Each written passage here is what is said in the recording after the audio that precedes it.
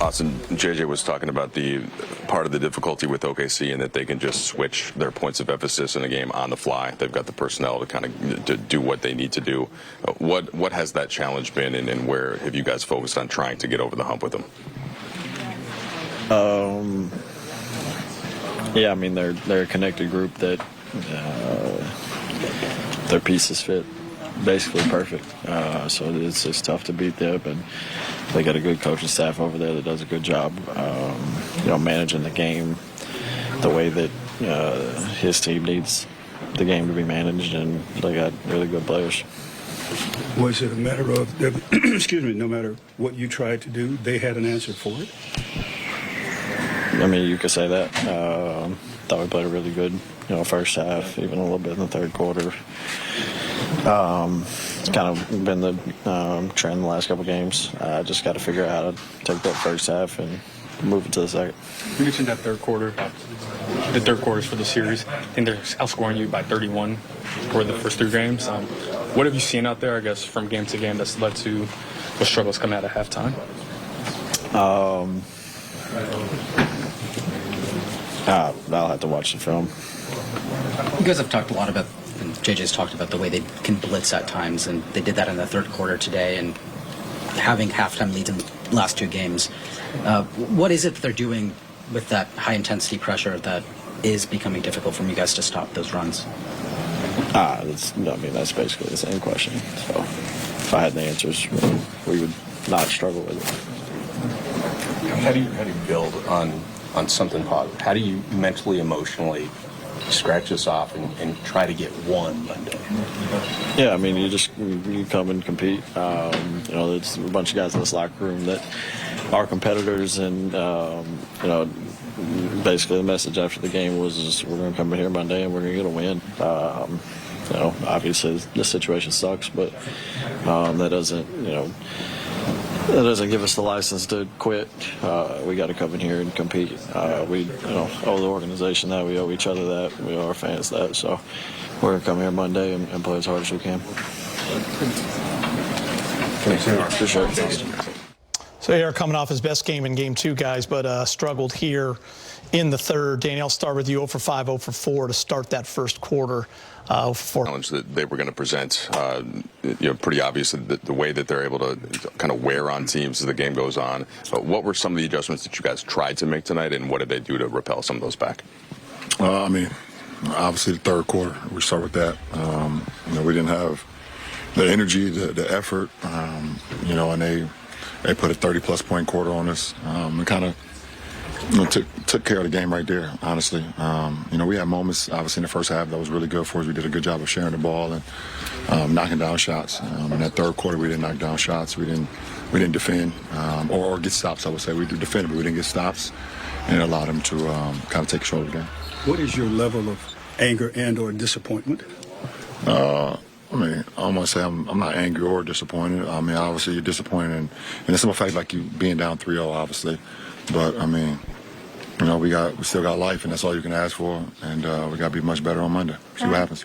JJ compared the Thunder to some of the 90s Bulls teams or the 17-18 Warriors teams. Said they're an all-time great team. You obviously played against those 17-18 Warriors teams. Do you think this Thunder team ranks right up there? They're pretty damn good from top to bottom. And they don't let their foot off the gas. LeBron, in the third quarter, collectively, you guys are minus 31. What's happening in the third quarter, them versus what you guys are doing? I don't know. But obviously the number speaks for itself. When you guys played Oklahoma City, and I think it was February or something like that, you talked about how it's their ability to sustain energy, to sustain execution. Going up against that in this series, just what have you kind of made of their stamina in that way? No, it's not nothing. It's because it's not surprising. You've seen them over the years. They have a lot of bodies, and they got a lot of guys that can do multiple things on the floor. So, it helps to have that depth. About what kind of effort will it take to get one game? What's it going to take from you guys?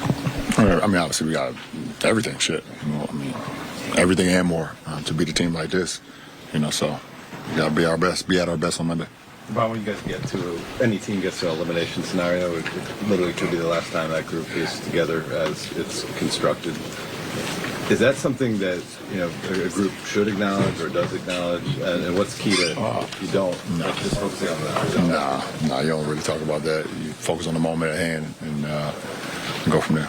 JJ was talking about how they have the ability to kind of shape-shift within the course of a game and just adjust because of the different personnel that they have.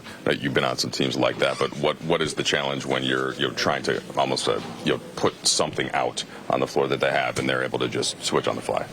I mean, it's very challenging. They have the proper personnel to be able to, like you said, shape-shift whatever you kind of put out there, and and still be productive no matter who's on the floor.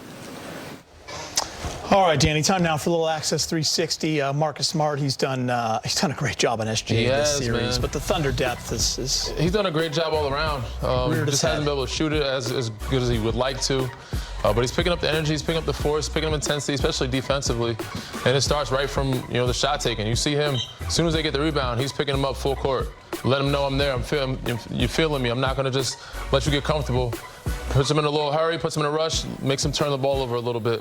Same here. As soon as the free throw, as soon as they get the rebound, he's going right to SGA. He don't care about anything else. I'm letting you know I'm in your space. You're not going to be comfortable. You're going to see my face. You're going to smell my breath all night. And as soon as you get the ball, it's going to be me. You get the switch here. Rui does a good job of letting him feel him as well, putting a hand in there, not fouling, but contesting that mid-range. Makes him miss a little off the mark. So again, right here, Luke Kennard's feeling him, bumping him a little bit. Marcus Smart hits the switch on him, gives him a little cushion, knows that he's not really wanting to shoot the three much. He wants to get to the basket and shoot mid-range. Late contest on that three, makes a miss.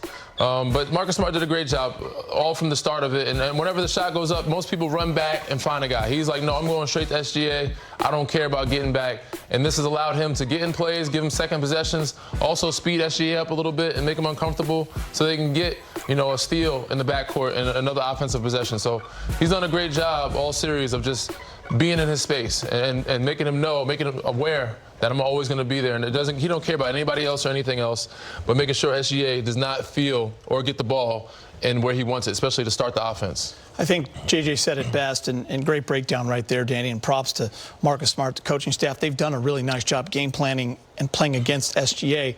As JJ said, we played about as well as you can on it, but they're still kicking our ass in these 3 games. But that's because the other guys have stepped up and raised their level and have knocked down shots. That's part of basketball. That's what championships teams do. But got to give credit to Marcus Smart in this regard. But also SGA, man, like when they didn't double him, he started to find his rhythm a little bit there. Yeah, no doubt. I mean, look, the Lakers as a whole defense has been, pretty good, with the exception of, guys, turning the ball over and getting some, giving up offensive rebounds and getting buckets that way. But Marcus Smart, for sure, a veteran, a defensive genius over his whole career, knows how to make you uncomfortable. Like a lot of guys won't pick you up for a court like that because, hey, you're not in the threat area. They try to rest a little bit before they get in half court. Not Marcus. He's going to pick you up, take away your oxygen early, make you uncomfortable from the beginning. And that's just, old school pick-up defense right there. And he's good at it. He's good at what he does. Yeah.